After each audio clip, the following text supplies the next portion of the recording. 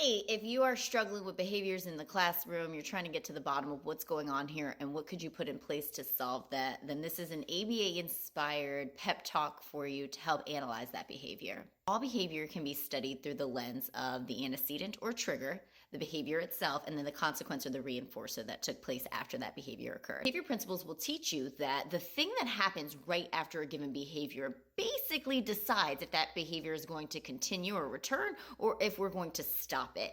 If in any way it gets us a close approximation to a desirable outcome, then we are going to repeat it every single time.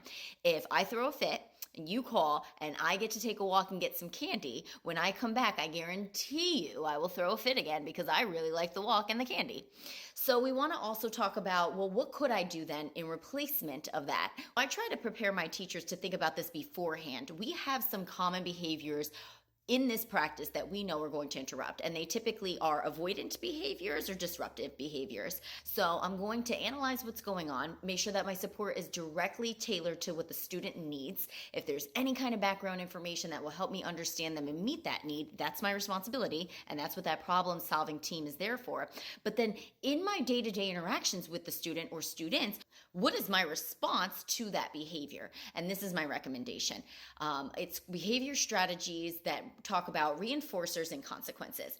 So there are positive and negative reinforcers and consequences. And that is not typically what you would think of as positive and negative. What it is I give you something positive, I take something negative. And that can be a reward or it can be a consequence. So a positive reinforcer would be when you are doing a close approximation of the behavior, the desired behavior that I'd like to see from you, I want to reward you. I want to encourage you to continue that behavior. So I am going to give you something to encourage you or reinforce that you should do that again.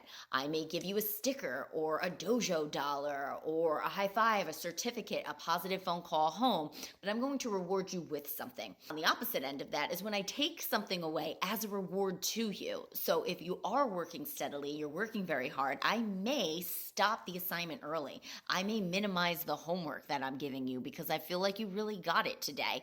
I may take away some of that extra instruction time or some of that work that you're going to do at home in order to encourage you to continue to work this hard in class. So I'm rewarding you by taking something off of your plate.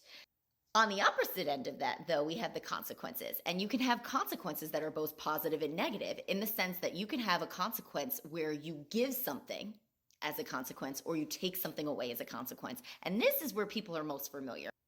A negative consequence then is where I take something away from you in order to keep you from doing that behavior again. You're hitting someone with something, I'm taking it. You can't do that. So a positive consequence would be I'm going to give you something in response to your poor decisions so that I can help encourage you not to repeat that again. If you are wasting time in our class and you have not gotten the instruction that you need, I'm going to give you more time to do the work because you have to do the work. It's the same sense of when police officers pull you over and give you a ticket to encourage you to not speed anymore.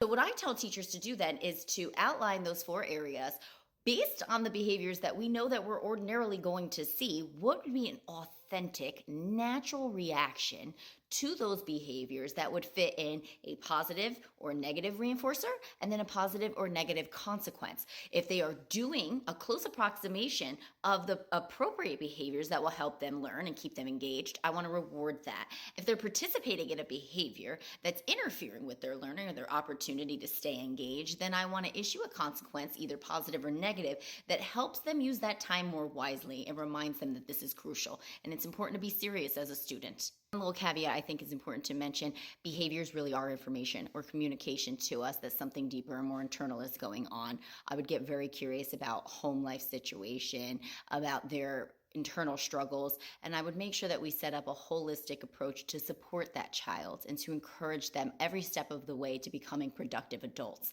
But these are tools or techniques that I encourage teachers to use in the classroom that help guide students step by step towards the approximations of positive student behavior, and I hope it helps.